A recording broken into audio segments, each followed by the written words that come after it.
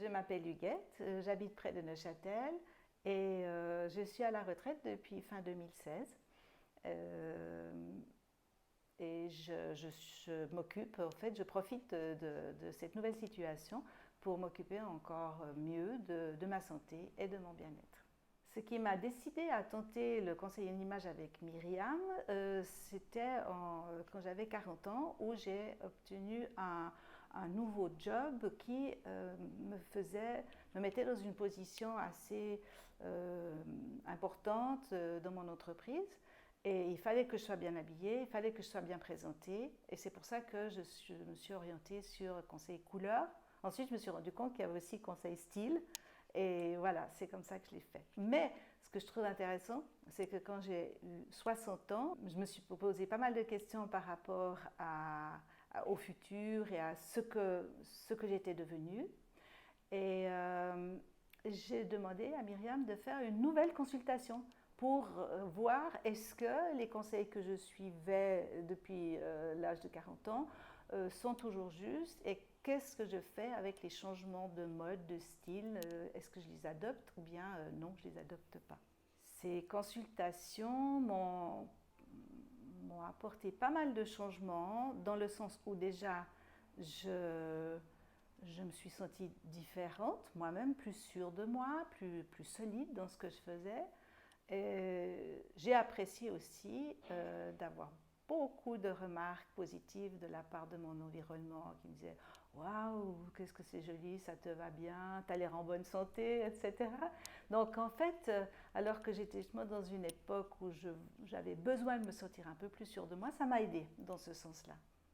Sur la base des conseils que j'ai reçus, j'ai décidé de revoir complètement ma garde-robe et d'enlever tout ce qui ne correspondait pas et de bien faire attention à tout ce que je mettais vraiment de nouveau. J'ai fait des petits calepins dans lesquels je dessinais des associations pour voir si avec cette jupe j'avais suffisamment de chemisiers ou des choses comme ça pour vraiment avoir une bonne palette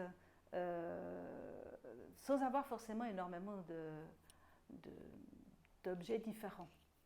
Et de faire ces changements, ça a eu comme résultat de revoir en fait mon budget. Parce que j'ai acheté différemment.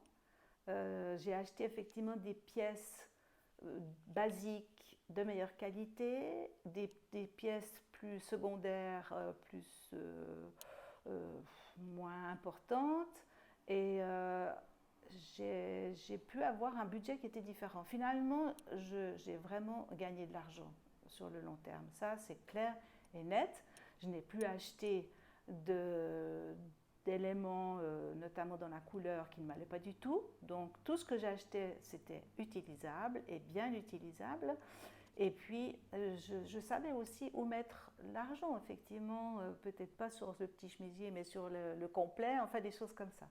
Donc ça m'a apporté beaucoup de clés pour savoir comment je devais gérer une garde-robe pour avoir une garde-robe légère et efficace, je dirais.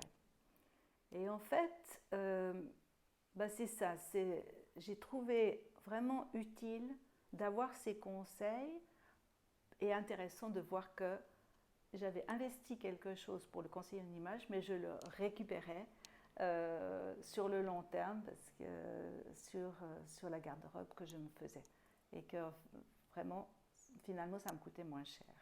Et je pense que ce qui m'a le plus surpris, au fond, c'est la réaction des gens autour de moi. Parce qu'en changeant quelque chose, je voulais être mieux, être plus sûre de moi. Mais je ne m'attendais pas à ce qu'il y ait tellement de feedback. Waouh, t'es jolie, t'as l'air en bonne santé, ça te va bien de ça. Ça, je ne m'y attendais pas du tout. Moi, je l'ai fait pour moi. Mais en fait, j'ai reçu des feedbacks qui étaient sympas.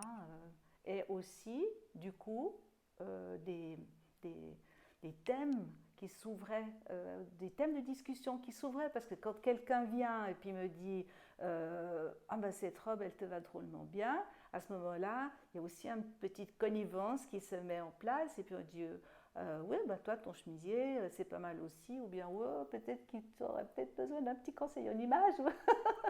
Donc, on s'ouvre en fait. Et les gens sont encouragés à s'ouvrir de manière un peu spontanée malgré eux. Et puis, ben, la brèche, elle est ouverte. Et puis après, on peut continuer là-dessus. Et je trouve qu'au niveau relationnel, ça apporte aussi quelque chose. Maintenant, avant d'avoir fait toute cette expérience, je dirais que un frein pour moi qui m'aurait empêché de le faire, c'était l'investissement. L'investissement financier, parce que c'est quand même pas donné si on fait la couleur, ensuite on fait le style. Donc j'ai quand même bien dû réfléchir à quel moment je pouvais, il fallait que j'investisse là-dedans sans savoir très bien ce que j'allais en tirer, avec l'espoir que ce serait bien. Mais je n'avais pas... je n'avais pas d'expérience et je n'avais pas d'amis non plus qui avaient fait cette expérience. Donc, oui, l'aspect financier, c'est quelque chose qui est important. Et finalement, malgré cette question financière, j'avais l'impression que ça valait la peine de prendre le risque. Avec une amie, on avait tenté d'y aller par nous-mêmes avec un livre sur les couleurs, les 4 saisons, etc. Ça nous avait déjà ouvert l'esprit, ça nous a fait aussi fait nous échanger des habits. Parce que et puis, alors on sentait qu'on était sur le bon chemin, mais on n'était pas tout à fait sûr. Et moi, j'avais quand même envie de le faire bien. Donc, voilà, après...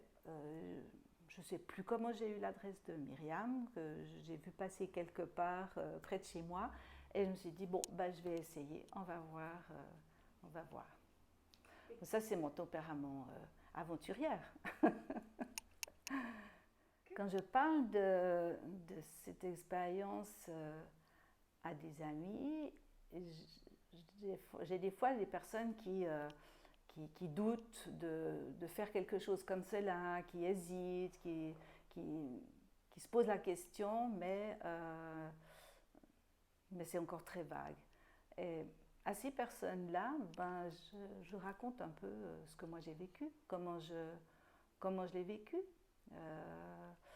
ce que j'ai gagné, notamment au niveau de bien choisir les vêtements et faire finalement des économies. Parce que c'est ça aussi qui les empêche souvent de dire oh, mais je ne veux pas investir. Oui, mais tu verras, tu vas avoir un retour sur investissement que moi-même je ne savais pas avant de le faire.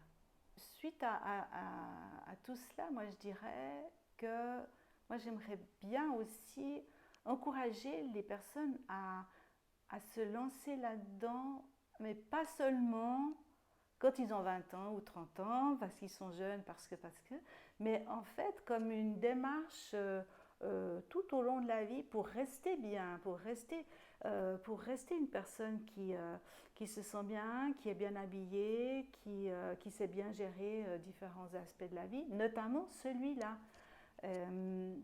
C'est pour ça que moi j'ai fait ça à 60 ans. Je pense que la plupart des gens diraient c'est trop tard, tu n'en as plus besoin, puis tu es déjà bien posé professionnellement. C'est clair, j'étais bien posée professionnellement. Mais je pense qu'il faut des fois le remettre en question. Notamment parce que la mode change et parce que soi-même on change. Et des fois on n'est plus très sûr de où on en est. D'ailleurs, quand j'ai fait la consultation avec Myriam à mes 60 ans, eh bien, j'ai pris ma valise, j'ai mis dedans toutes mes questions, tous les habits où je n'étais pas sûre. Et puis, après avoir fait tout un travail de réflexion, des jeux, etc. avec Myriam, on a pris ces vêtements l'un après l'autre et avec elle, devant le miroir, ben, des choses devenaient claires. Aussi parce qu'il y avait eu ce travail de réflexion. Donc, je trouve que c'est bien de le faire de temps en temps et à tout âge. C'est comme la formation. C'est pas à 50 ans qu'on s'arrête de se former. Ça fait partie de la formation.